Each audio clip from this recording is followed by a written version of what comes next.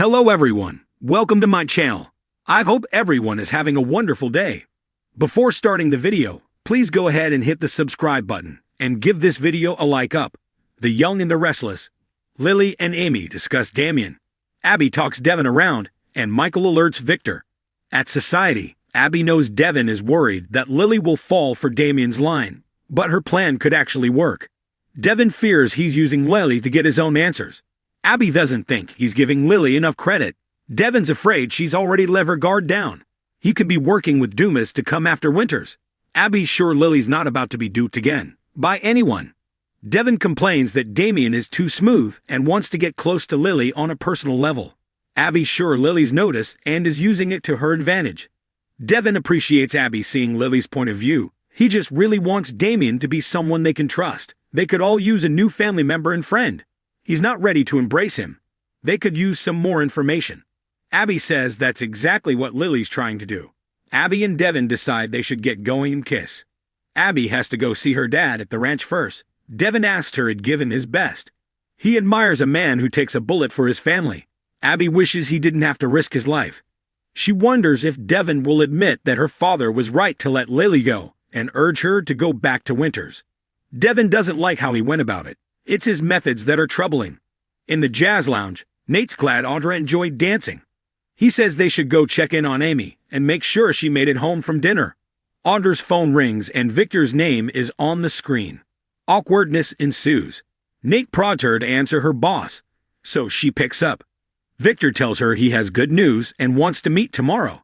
He reminds her that this is contingent on her making sure Kyle's relationship with Claire ends. She shouldn't bother coming unless she can make that happen. Audra reassures him and disconnects. She tells Nate she's gold. Lily spots Amy in Crimson Lights and asks how she's feeling. Amy says the first few days after treatment were rough, but she's improved now. They get to talking about her having dinner with her old friend Tracy Abbott. Amy explains they both sang with Danny Romalotti back in the day. Lily knows they've both been dealing with a lot. She worries about Tracy's heart getting broken. Switching gears, Lily says she just had dinner with Damian. Amy assumes she spent the meal grilling her son. Lily realizes Amy overheard her conversation with Damian at Nate's and apologizes. Amy is aware she has doubts about her son. She can't blame her. Damian has done some questionable things. She hopes she can find it in her heart to give him the benefit of the doubt. Lily would love to believe he's a good person, but she had good reason to believe he was looking into their company. Amy says he denied it. Lily would love to take him at his word, but some of the questions surrounding him may be too serious to overlook. Amy assures Lily her eyes are wide open when it comes to Damian and his many contradictions. She's wondered many nights about his rise to success. She knows his heart, but watched him go from a funny, loving young man to a cold stranger after his father died. One day he was gone. Lily says she must have been so happy to see him again.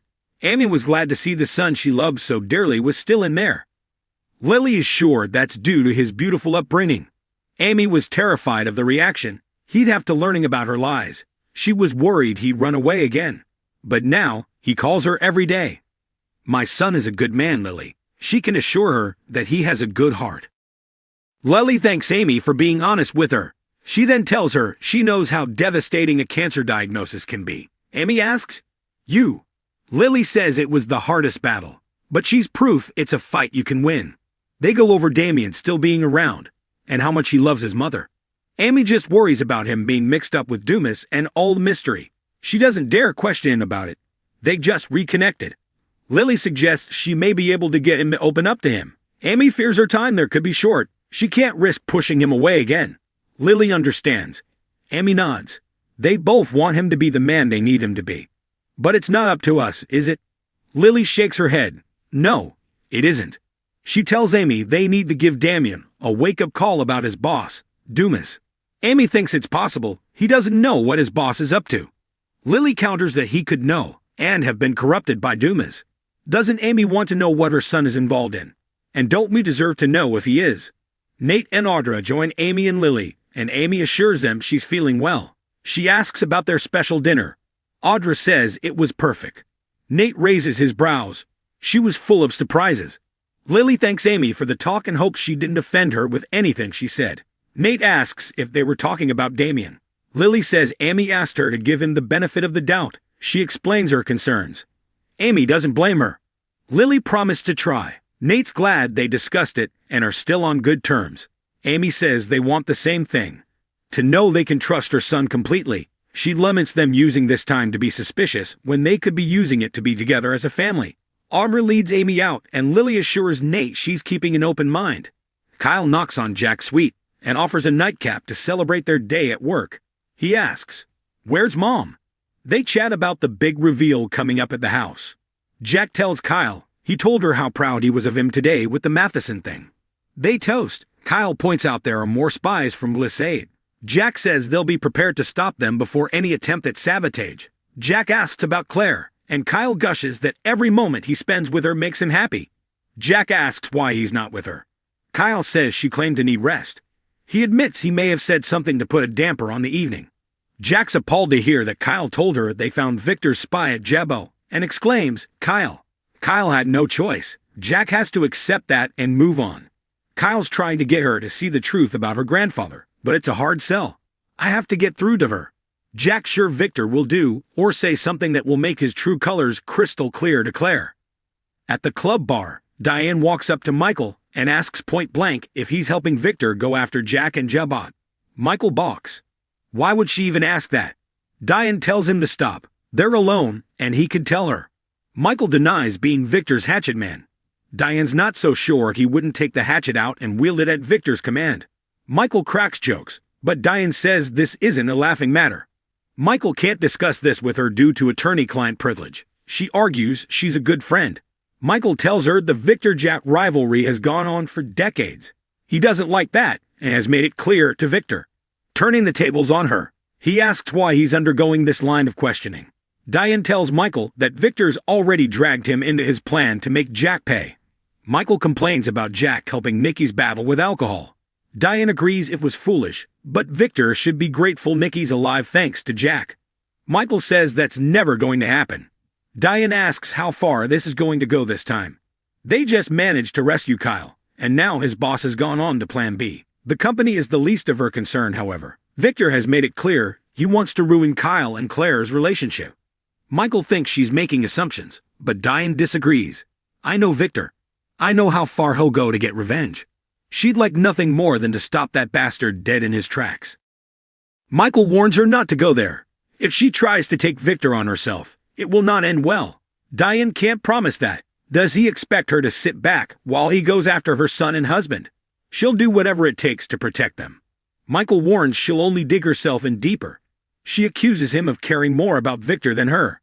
Michael says he's done a lot for him. Diane bets he's done a lot more for Victor than he's done for him. Michael grits that he's trying to be the guardrail to keep this from getting out of hand. It's an impossible place to be in. Diane tells him he put himself there. She hopes when it comes down to a choice between the Newmans and Abbotts, he'll make the right choice. Abby arrives at the ranch and hugs Victor. I missed you so much. She gushes. They sit, and he asks about her trip to Europe. She tells him Dom picked up some French phrases. Victor asks about Ashley, and they go over the whole Martin nightmare. She and Tracy are going to New York for a bit. Abby hopes it will be calm for a while. Victor wishes it would be so. However, someone potentially more dangerous for their business is lurking. Someone they'll have to keep an eye on. Talk turns to Dumas and Damian Kane. Victor says they may have an eye on Winters, and Dumas may be interested in Chancellor. Abby asks why he'd be interested in two Genoa City-based companies at the same time. Victor doesn't have the answer to that yet. He's heard of him, and they've been involved in some big deals, but he's crafty. A rather mysterious fellow. He asks Abby to tell him if she hears anything about Dumas. She replies, absolutely. In Jack's suite, he tells Kyle he drove Victor crazy earlier by talking about how well the Abbotts were doing. Diane arrives and warns Kyle that Victor can be dangerous. Kyle's sure they can handle anything he throws their way. He exits, and Diane tells Jack there's a potential bright spot. We might have someone on the inside looking out for us. Jack's alarmed to hear she spoke to Michael. Diane insists she spoke in vague terms. Jack asks what she said. Diane says she told Michael she suspected he would know what Victor's up to. He didn't deny the smell of vengeance was in the air, and claims he's against the feud. Jack argues he's an integral part of Victor's latest move. Diane insists he's acting as a guardrail to keep Victor from going too far. Jack scoffs, We're supposed to believe that. Michael arrives at the ranch as Abby's leaving. Victor asks what he's doing there at this hour. Michael says he ran into Diane, who immediately started hurling accusations that they were initiating moods against Jack and Jaw. Victor asks where she heard that from. Michael doesn't know, but it's clear the Abbotts are suspicious. Michael's concerned they're on high alert and suggests they withdraw the spies from Jabba. Victor warns him to remember who he works for. I don't cave. Ever. He hollers.